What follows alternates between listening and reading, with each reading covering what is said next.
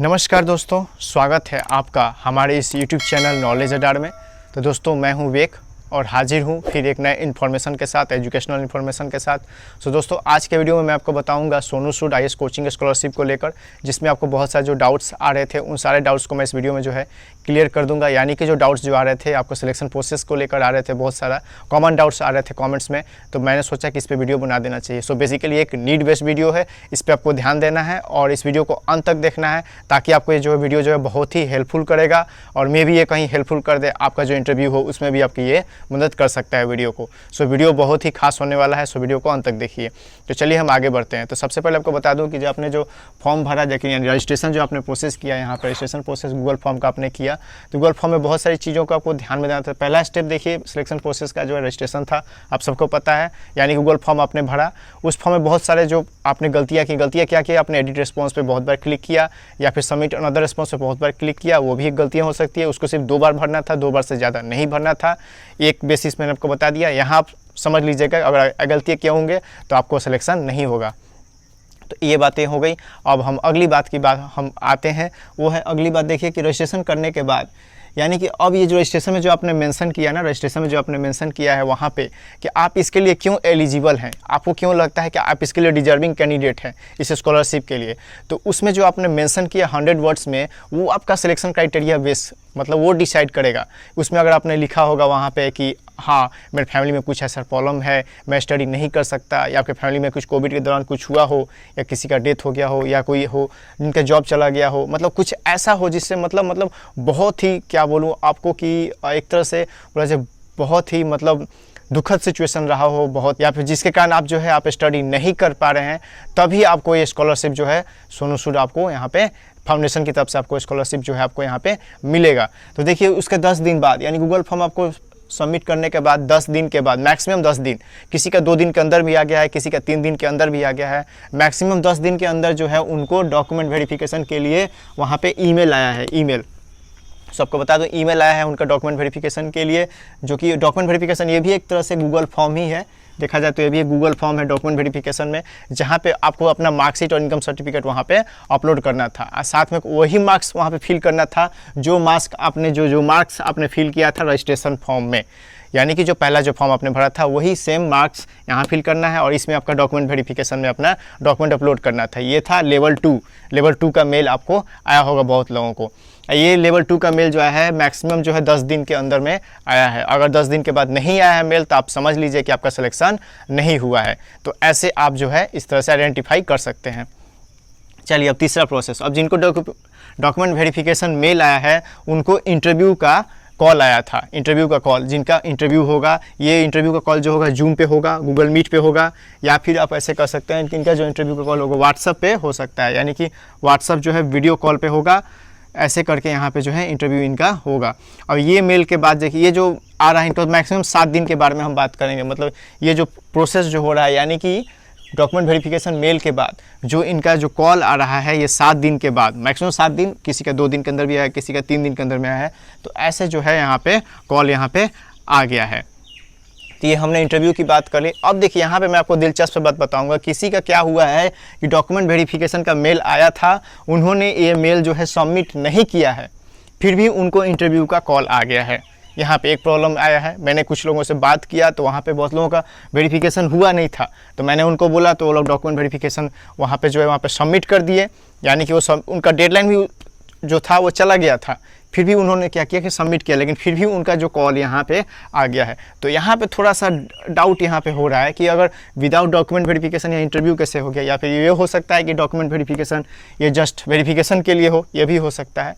सो इसमें डाउट नहीं कर सकते हैं, सोनू सूद है तो बिल्कुल सही ढंग से ही हो रहा है, तो इस बात पे हम कोई इसमें जो है कोई डाउट नहीं होना चाहिए हमें भी। मैं जस्ट बता रहा हूँ कि किसी का क्या हुआ कि डॉक्यूमेंट वेरिफिकेशन के बावजूद भी है इंटरव्यू का कॉल आ गया है, मतलब वो डॉक्यूमेंट जो है सबमिट नहीं किए हैं, फिर भी उनका जो है इंटरव्यू का कॉल आ गया है। तो ये कुछ लोगों का हुआ है, बाकी लोगों का मेरे को पता नहीं। जितने लोगों से मैं कांटेक्ट कर पाया उनकी बात मैं कर रहा हूँ। ये हो गया इंटरव्यू। अब देखिए, इंटरव्यू जिनका भी हुआ है, या तो जूम से हुआ है, या तो गूगल मीट से हुआ है, नहीं तो व्हाट्सअप का वीडियो कॉल से हुआ है।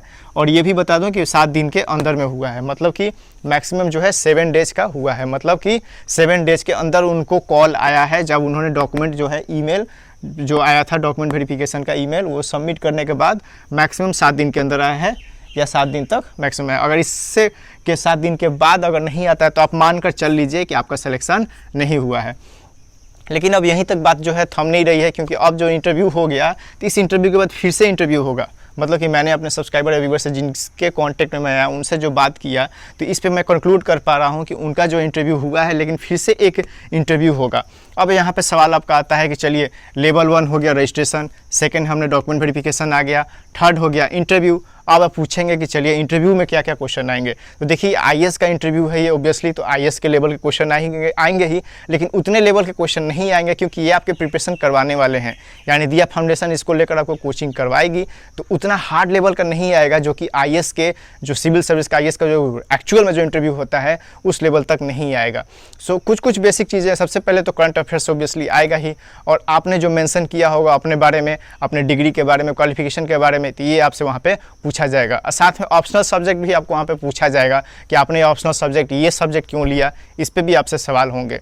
मतलब कुछ क्वेश्चन जो होंगे जो आपने आईएएस के इंटरव्यू में जो पूछा जाता है उससे रिलेटेड क्वेश्चन आएंगे। तो इसके लिए आप क्या कीजिए कि यूट्यूब या कहीं भी जाके जो है आईएएस का एक इंटरव्यू देख लीजिए, उससे आपको बेनिफिट मिलेगा यहाँ पे। और साथ में ये भी आपको जानने का कोशिश करेंगे कि आपका इनकम क्या है, फैमिली इनकम क्या है, और आपने जो फॉर्म में, यानी कि इस जो रजिस्ट्रेशन फॉर्म में आपने जो भरा था वहाँ पे कि आप इसके लिए क्यों डिजर्विंग करते हैं 100 वर्ड्स में, वो सेम जो बात है यहाँ पे इंटरव्यू में पूछा जा सकता है, क्योंकि वो जानना चाहेंगे कि आप ये जो है आपको ये स्कॉलरशिप जो है क्यों मिले, क्यों आपको कोचिंग कराया जाए, आप क्या सच में इसके लिए आईएएस के लिए इंटरव्यू के लिए, मतलब इसमें जो है आईएएस जो प्रिपरेशन आप कर रहे हैं सच में आईएएस बनने के लिए आप इसके लिए एलिजिबल हैं, योग्य है भी या नहीं, ये सारी बातें आपसे जो आप पे क्लेरिफाई कर लेंगे। साथ में ध्यान रहे कि आप जो क्वेश्चन करेंगे ना उससे वो लोग क्वेश्चन बनाते जाएंगे, इसलिए आप ऐसे जवाब दें जिससे उनके क्वेश्चन बनने का चांस कम हो। अगर आप जो है कुछ ऐसा एक्स्ट्रा करिकुलर एक्टिविटीज़ करते हैं तो ऑब्वियसली उससे भी क्वेश्चन वहाँ पे आएगा। यानी कि आप जो कुछ मेंशन करेंगे फॉर्म में,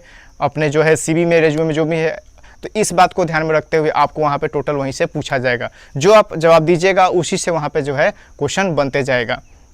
तो दोस्तों ये थे आपको जो मैं बता दिया सब इंटरव्यू के लेकर। करंट अफेयर्स ऑब्वियसली पढ़ लीजिएगा, साथ में कुछ जो मूवमेंट होते हैं हिस्ट्री के लेकर जो चले थे, अगर आप लड़की हैं तो मी टू मूवमेंट देख लीजिएगा, अगर आप बॉयज़ हैं तो कुछ ना कुछ क्वेश्चन जो होगा आपका फैमिली से रिलेटेड भी आ सकता है, आपके पर्सनल लाइफ से भी आ सकता है। सो इस बात का ध्यान रहे कि ये इंटरव्यू है, इसमें कुछ भी पूछा जा सकता है। मैंने अभी तक बहुत सारे इंटरव्यू दिए हैं, उस इंटरव्यू के बेस पे मैं आपको बता रहा हूँ। मैंने आईएएस का इंटरव्यू नहीं दिया है, लेकिन उसके रिगार्डिंग बहुत सारे इंटरव्यू मैं दे चुका हूँ, और इसलिए उस बेस पे मैं बोल रहा हूँ अपने एक्सपीरियंस के बेस पे आपको कि बहुत सारे जो क्वेश्चन होंगे वो किसी भी लेवल के क्वेश्चन यहाँ पे आ सकते हैं और कोई भी क्वेश्चन हो सकता है। इसलिए ऐसे ये नहीं सोचना है कि मैं किसी से पूछ लेता हूँ जिनका इंटरव्यू हो गया है तो वही क्वेश्चन आएगा। ध्यान रहे कि वो क्वेश्चन नहीं आने वाले हैं, आप जो आंसर देंगे उससे रिगार्डिंग ही वहीं पर क्वेश्चन होंगे। अब देखिए चौथा जो पूछ रहा है कि इंटरव्यू तो हो गया, अब इसमें देखिए 7 से 8 दिन का फिर इसमें भी टाइम मिलेगा, 7 से 8 दिन के बाद फिर शायद एक इंटरव्यू होगा। लेकिन ये जो इंटरव्यू होगा इसमें कन्फर्मेशन मैं नहीं हूँ, मतलब मैं सिर्फ आपको जो मुझे जानकारी मिली अपने सब्सक्राइबर व्यूअर्स से यहाँ तक मैं पहुँच पाया कि ये देखिए 3rd स्टेप तक हम पहुँच पाए हैं कि इंटरव्यू होगा 3rd लेवल का। 4th लेवल में भी इंटरव्यू होगा। अब इंटरव्यू कितने दिन में होगा अभी तक मुझे पता नहीं है, मैक्सिमम मान के चलते हैं कि 7 दिन के अंदर ये इसका आ जाए।